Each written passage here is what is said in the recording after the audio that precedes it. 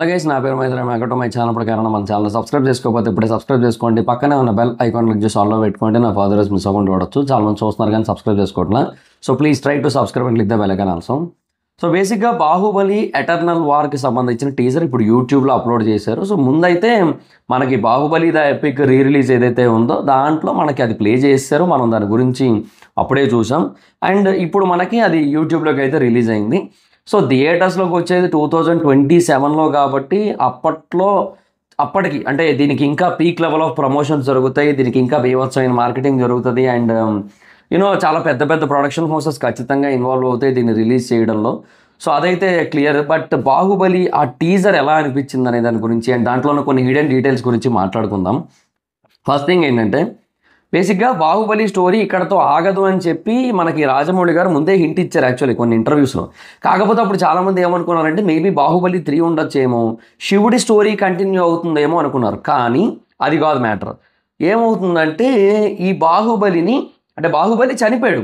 చనిపోయాడు అనేది కన్ఫామ్. ఇంకా మనకేంటంటే ఈ మహేంద్ర బాహుబలి ప్రస్తుతానికైతే ఉన్నాడు, కానీ బాహుబలి అనగానే మనకందరికీ గుర్తొచ్చేది ఆ పాత్ర. అండ్ బాహుబలి చనిపోయాడు అనే విషయం కూడా మన మైండ్లో చాలా గట్టిగా రిజిస్టర్ అయిపోయి ఉంది కదా. సో మనం దాన్ని అంత పీక్ లెవెల్లో చూసి ఓన్ చేసుకోవడం వల్ల సో దీన్ని అలాగే కంటిన్యూ చేస్తే బెటర్ అనిపించి దాన్ని ఒక యానిమేషన్ సిరీస్ లాగా చేయాలనుకున్నారు. సో దానికోసమని ఇప్పుడు ఇదంతా కూడా చేశారు. దానికోసం ఒకప్పుడు హింట్ ఇచ్చారు మనకు అలా అర్థం కాలేదు.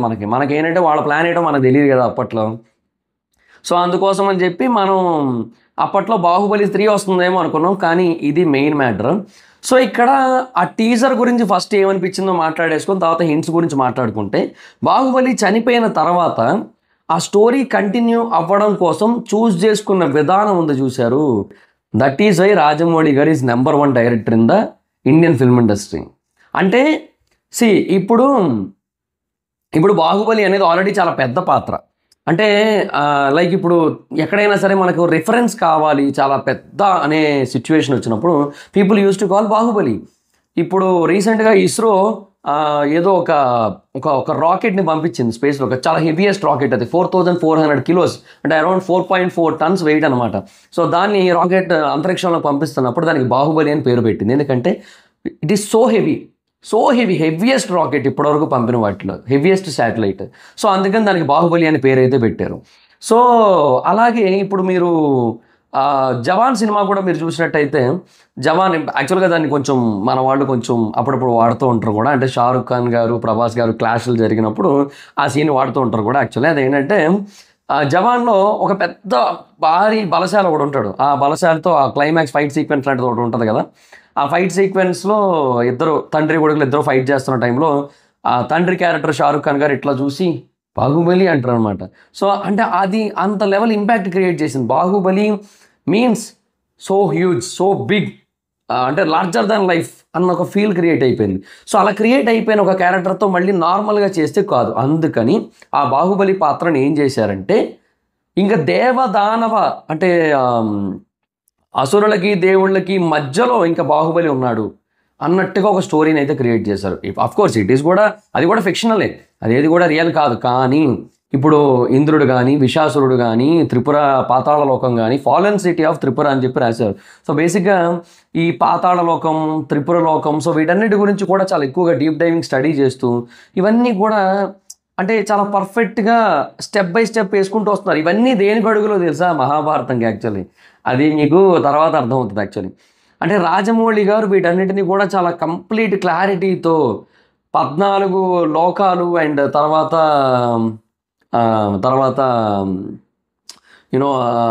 దేవదానవులు అంటే దేవుళ్ళు అసురులు వీళ్ళ మధ్య జరిగే యుద్ధం, వీటన్నిటి మధ్యలో కూడా బాహుబలి క్యారెక్టర్ ఇన్వాల్వ్మెంట్ ఉంటుంది. అండ్ బాహుబలి కూడా ఏదో సాధారణ వ్యక్తి అన్నట్టయితే కాదు మనకు చూపించింది. బాహుబలి దగ్గర కూడా అస్త్రాలు ఉన్నాయి, బాహుబలి దగ్గర కూడా శక్తులు ఉన్నాయి. వాటన్నిటితో నేరుగా ఇంద్రుడితోనే యుద్ధానికి వెళ్తున్నాడు. మహాకాల అని పిలిచాడు. మహాకాల అంటే అసలు అత్యంత శక్తివంతుడు అన్నట్టుగా కదా. సో చాలా అంటే చాలా పవర్ఫుల్ అనే మీనింగ్ కదా. ఇప్పుడు విశాసురుడు అక్కడ అదే మోకాళ్ళ మీద మోకరిల్లి అట్లా బాహుబలి బయటకు వస్తున్నాడని తెలియగానే సంతోషపడుతూ బాహుబలిని చూసి మహాకాల అంటూ ప్రణమిళ్ళుతున్నట్టుగా అక్కడ మనకు ఒక పోస్టర్ అయితే కనబడుతుంది. అంటే ఇదంతా కూడా ఏంటంటే బాహుబలి యొక్క గొప్పతనం ఏంటంటే ఆ ఆ క్యారెక్టర్ ఎంత గ్రాండ్ లెవెల్లో మనకి మళ్ళీ చూపించబోతున్నారు, ఎంత గ్రాండ్ లెవెల్లో మన ముందు తీసుకురాబోతున్నారు అని చెప్పే ప్రయత్నం ఇది యాక్చువల్లీ. సో అది చాలా అంటే చాలా పెద్ద విషయం యాక్చువల్గా. సో ఏదో సింపుల్గా అయితే తీసేయట్లేదు, దీన్ని థియేటర్స్లో రిలీజ్ చేస్తున్నారు. ఇది కూడా మళ్ళీ Mahavatar Narasimha type 2D animation అయితే కాదు, ఇది అవుట్ రైట్ 3D యానిమేషన్ ఇది. అంటే ఇక లైక్ ఇప్పుడు మనకి జాపనీస్ యానిమ్ ఎలాగా అలా అనమాట. అంటే వరల్డ్ వైడ్గా దీన్ని రిలీజ్ చేసే ప్లాన్ అయితే ఉంది, వరల్డ్ వైడ్గా దీన్ని చూపించే ప్లాన్ అయితే ఉంది, వరల్డ్ వైడ్గా మన కల్చర్ ఏంటో తెలియజేసే ప్లాన్ అయితే ఉంది. మీకు ఒకటి గుర్తుపెట్టుకోండి, ఇంద్రుడి గురించి ప్రపంచం మొత్తానికి కూడా బాహుబలి త్రూ తెలిస్తే, బాహుబలి ద్వారా ఈ యానిమేషన్ ద్వారా తెలుస్తూ ఉంటే మెల్లిమెల్లిగా మహాభారతం వస్తుంది. మహాభారతం వచ్చినప్పుడు కర్ణుడి కవచకుండలాలు ఏవైతే ఉన్నాయో వాటిని లాక్కోవడానికి ఇంద్రుడు వస్తాడు. అప్పుడు మళ్ళీ ఇంద్రుడు కావాల్సి ఉంటుంది. సో ఇంద్రుడు అనే వ్యక్తి ఎవరు, ఈ కల్చర్ ఏంటి, ఇండియన్ సినిమాటిక్ కల్చర్ అంటే ఇండియన్ హిస్టరీ ఏంటి, కొంతమంది మైథాలజీ అంటారు, I will call it history. Indian history ఏంటి, ఈ హిస్టరీలో ఉన్న ఈ దేవుళ్ళంతా ఎవరు, వీళ్ళ పరాక్రమాలు ఏంటి, వీళ్ళ శక్తులు ఏంటి, వీళ్ళ గొప్పతనం ఏంటి, వీళ్ళ చెడు ఏంటి, వీళ్ళ మంచి ఏంటి, ఇవన్నీ కూడా మనకి మెల్లిమెల్లిగా అందరికీ తెలియజేస్తూ వచ్చి, so end of the day లాస్ట్కి వచ్చారు మహాభారతం టైంకి అందరూ కూడా ఈ పాత్రల్ని ఓన్ చేసుకునే విధంగా చేయబోతున్నారు. అది పాయింట్ ఇక్కడ. సో ఇదంతా కూడా ఒక, ఇప్పుడు నానిగారితో డైలాగ్ ఉంటుంది, నేను మీకు చూస్తున్న వాళ్ళందరికీ కూడా ఒక ఇటుక మాత్రమే కనబడుతుంది, ఏదో ఒకరోజు చూస్తే దూరం నుంచి చూస్తే గోడ కనబడుతుంది అని చెప్పి, వీళ్ళందరూ కూడా ఇప్పుడు జరుగుతున్నవి ఏవైతే ఉన్నాయో ఇప్పుడు తెలుగు సినిమా ఇండస్ట్రీలో ఇవన్నీ కూడా రాజమౌళి గారు కట్టబోయే మహాభారతం అనే గోడ కోసం అనిపిస్తోంది నాకైతే, అనిపిస్తోంది నాకు. But anyhow I'm not sure, ఇది రాజమౌళి గారికైనా తెలుసా అంటారు కొంతమంది వచ్చి. నేను కూడా చెప్తాను కదా, ఇది జస్ట్ మై వైల్డ్ గెస్ అంతే ఇదైతే మాత్రం.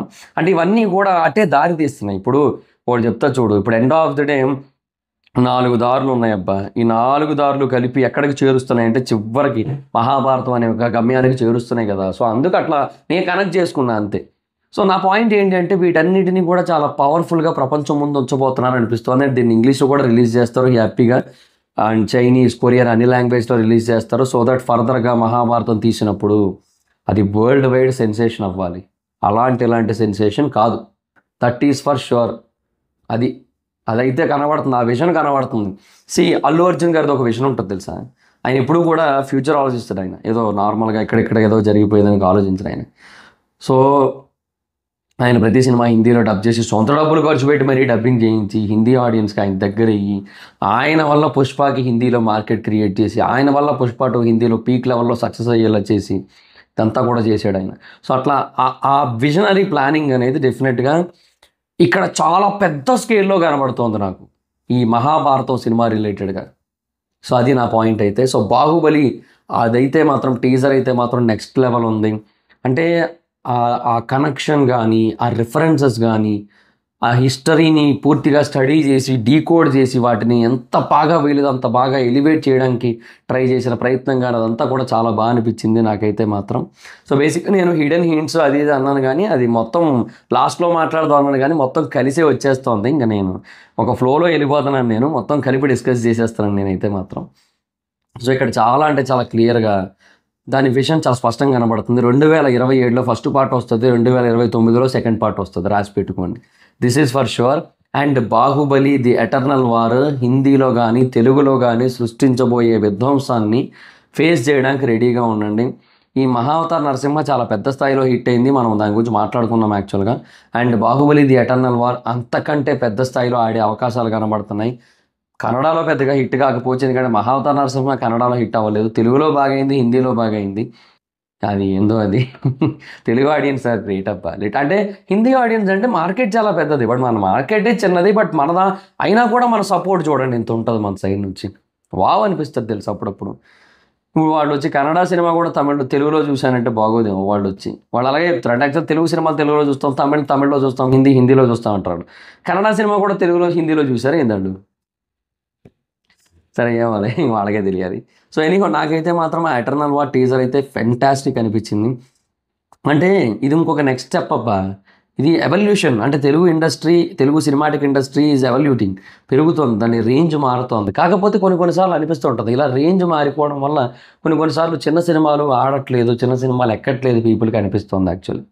అది కూడా ఒక రీజన్, అది కూడా ప్రాబ్లం. మనం యాక్చువల్గా దాని గురించి కూడా మాట్లాడుకోవాల్సిన అవసరం ఉంది. బట్ సమ్హౌ ఇవన్నీ వస్తున్నప్పుడు మన స్థాయి మారుతోంది దేశవ్యాప్తంగా. మనం ఏంటో తెలుస్తోంది. ప్రపంచవ్యాప్తంగా కూడా వరల్డ్ ముందు కూడా మనం టాలీవుడ్‌ని పెడుతున్నాం. తెలుగు ఫిల్మ్ ఇండస్ట్రీని రిప్రజెంట్ చేస్తున్నాం. అది చాలా పెద్ద విషయం అది.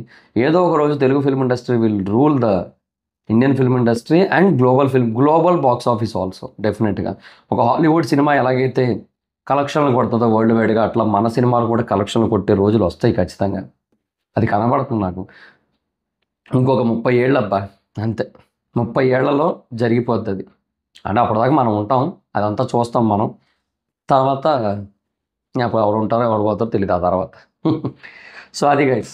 నాకైతే టీజర్ చాలా బా అనిపించింది. మీకెలా అనిపించిందో కింద కామెంట్ సెక్షన్‌లో చెప్పండి. So, that's it guys this the video. Video గనుక మీకు నచ్చినట్టయితే లైక్ చేసి వీడియోని షేర్ చేయనప్పుడు కానీ మన ఛానల్ సబ్స్క్రైబ్ చేసుకోకపోతే ఇప్పుడే సబ్స్క్రైబ్ చేసుకోండి. పక్కనే ఉన్న బెల్ ఐకాన్ క్లిక్ చేసి ఆల్‌లో పెట్టుకోండి. నా ఫర్దర్ మిస్ అవ్వకుండా చూడొచ్చు. చాలా మంది చూస్తున్నారు కానీ సబ్స్క్రైబ్ చేసుకోవట్లేదు. So, please try to subscribe click the bell icon also. నా ఇన్‌స్టాగ్రామ్ ఐడీ ఎవరు ఇద్దరం అక్కడ వచ్చి ఫాలో అవ్వచ్చు. Thank you so much. Bye. Next video. Bye.